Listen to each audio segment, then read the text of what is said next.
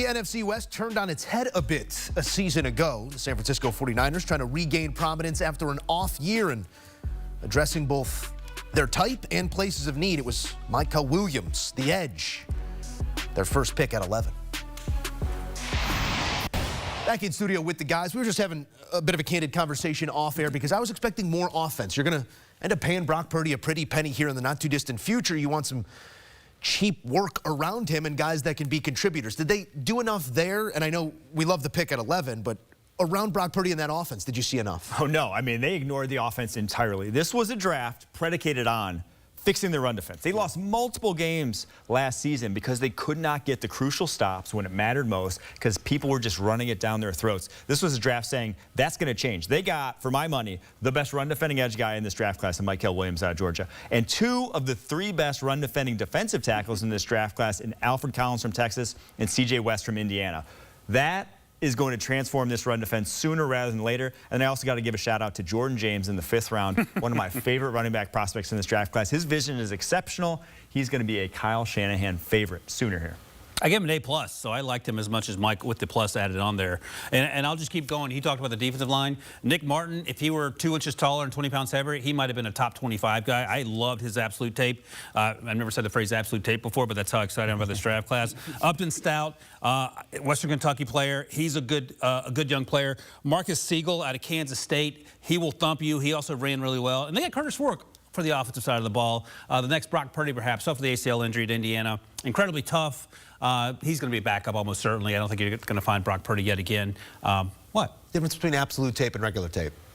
Hardcore. Hardcore? Day 3. The real deal stuff? Finished with the draft. It's like you had to call somebody to get the tape. Yeah, absolutely. There was a Nick Martin rep that was absolute tape. It was he tracked down Xavier Worthy from behind 2 years ago. There it is. That's what I meant. Thank you, Mike. We will go find that one. It's somewhere on the internet. Enjoy it. We always point you in the right direction. We're going to see if Arizona's headed in the right direction. And I love what they did in the 2nd round at 47, getting some value there in an injured Will Johnson. But this is a guy that we were talking about as, I don't know what, you guys had him, top 15 pick, if not for Number the 1 overall in the summer, both of us. Take me through what they did there and elsewhere. Yeah, I give him an A. Walter Nolan, super juiced up, 300-pound defensive lineman. We talked about Kenneth Walker. You can make the argument that Walter Nolan could have gone ahead of him at pick 13 instead of pick 16. You talk about Will Johnson as well. He didn't train or he didn't run. He did train during the pre-draft process. He was probably not going to run very fast, suffered injuries, but I think he's plenty fast enough in the right scheme. Long, physical, has ball skills. And they also got Denzel Burke, the cornerback out of Ohio State, who in 2023 had much better tape in 2024. Both these guys together, Will Johnson and Denzel Burke, would have been top 50 guys in other drafts had things fallen right for them. Cody Simon is incredibly smart and tough and for the Ohio State linebacker. This class, I think, was really under the radar, very good in terms of bolstering that defense for sure. Yeah, I love this class. I gave it an A+. Walter Nolan's 12th on my board. They get him at 16. Will Johnson was 17th on my board. So to get 2 top 17 players on my draft board, and then going down a little bit, I love the Jordan Birch pick out of Oregon. They have obviously addressed this edge group in a big way. But this guy's a freak athlete. I think he really flew under the radar in that regard because he's so big. He's 279 pounds, and he ran less than 1/10 of a second slower than Shamar Stewart, who was 12 pounds lighter. So if you lost those 12 pounds, they would have been comparable athletes. And Stewart went, 2 picks earlier. So I love this draft from the Arizona Cardinals. Seattle, meantime, accomplished a little bit of everything when you look at the position groups that they addressed with all of these picks. And they also nabbed what, in my estimation, might be the best name in this draft, Gray Zabel. I mean, that's just... That kid's born to play football. A little bit of Gray Zabel at the top. And we've also gone safety, tight end. There's going to be some competition on the interior.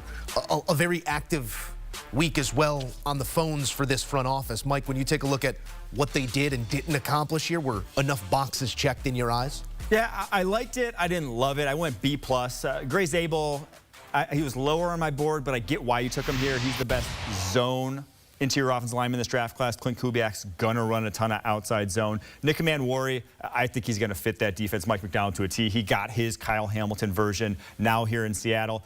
Elijah Arroyo, a little bit redundant with Noah Fant. They're kind of very similar players in my estimation, but it's really gonna come down to what's Jalen Milroe gonna be. Yeah. Because he is the wild card home run hitter in this draft class. What are you going to do with him? I do think with his dynamism, he can make an impact even if he's not taking snaps under center. I was going to ask you, is this a talent that you need to see on the field? Do you park him on the sideline? Do you let him develop? Or are there going to be packages developed for a talent like 100% going to be packages. Yeah. I just think not having a guy who runs a 4.4 that's as dynamic as he is, and I know he got this great running back room, but just he can do unique things that, I mean, what they did with Lamar his rookie year in Baltimore. When Joe Flacco was on there, Lamar is still seeing 5 or 6 snaps a game. Yeah, they drafted Damian Martinez, the running back out of Miami, a fantastic running back. Jalen Milroe is a better runner than Damian. And the other thing to keep in mind, and Rand Carthon talked about this last night, is that even the threat of Jalen Milroe on the field for 4, 5, 6 plays, it's going to take time away from the defense of coordinator on the other side of the field preparing for that matchup each and every week. So that's also something to take in mind. I love the draft. I gave it an A, and they had 11 picks, and I think they got the most out of those 11 picks. A vastly different skill set than the quarterback that will lead the Seattle Seahawks and maybe putting pressure on defenses to prepare for more than they will even see, even just that talent existing on that roster in the form of Jalen Milroe. Finally, the Los Angeles Rams, who I know the age-old adage about the picks and how we treat them. There weren't a ton in this draft, and we didn't see a first one until 46. LA's I don't want to call them a tweener team. They're going to be obviously relevant with all of that talent they already possess, but was enough done here to take that next step, Mike? I think it could be. I really like Terrence Ferguson. I think this guy could be special at the tight end position, but I'll admit, I was higher on him than pretty much anyone, and to get him at 46, pretty much everyone was lower on him than that, but that's where I had him in the range. But the reason why I say this might be is because they have a first rounder next year. They didn't have a lot of picks this year because they went out and got that first round. So I went B+ for this one because they got a lot of players that's where I would have drafted them. I think the one guy that intrigues me is Chris Paul Jr., the Mississippi linebacker. I had him as a top 100 guy. He goes all the way to 172. They have a little bit of a need at linebacker. I think he could start very early on. Yeah, I agree. I had him as a third-round possibility there. And then the guy they took in the 7th, Konate Mumphill, out of Pitt. I loved his tape. He ran in the 4.5s, and that's why he's still available here. He feels like a day 3 Sean McVay pick that's going to show up and surprise the people in terms of the way he plays. Josiah Stewart, their 2nd-round pick out of Michigan, gave me some Josh Uche vibes, undersized, but he has some juice off the edge. Okay. So not a ton of picks. They only ended up with 6 after starting with 8, but as Mike noted, they have the 1st-round pick next year, and I think I trust Les Snead and Sean McVay to get this right. Yeah, it is a staff that always maximizes the talent on that roster, and that is why you find them as favorites to win the division in 2025. This was a division this past season that hung in the balance until the final hours of the regular season. And the Rams here at +165. Next closest, the 49ers to push them. The Cardinals and Seahawks bringing up the rear, but not the longest numbers in the world there either.